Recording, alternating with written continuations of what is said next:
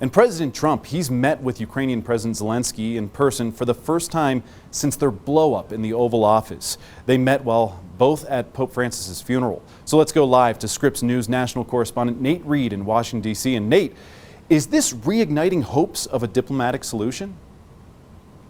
Well, Tony, this is the first time since that blow up in the Oval Office that the two leaders have come face to face, and hard to believe it was 2 months ago today that blow up happened with President Donald Trump, Ukrainian President Zelensky, and Vice President J.D. Vance. It seems like the two men were able to some degree to smooth things over.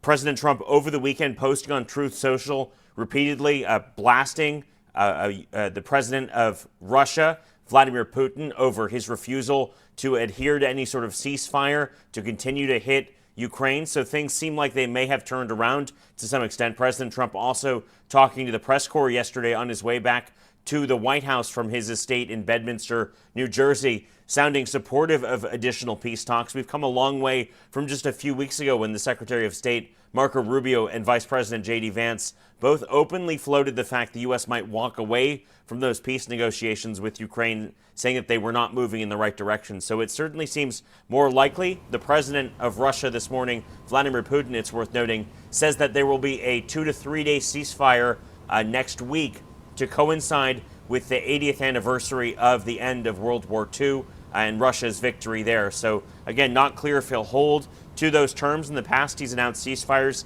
that Russia has been accused of violating. So again, a lot of questions about where things go from here and what a diplomatic solution could look like, Tony. We'll have to wait and see, Nate.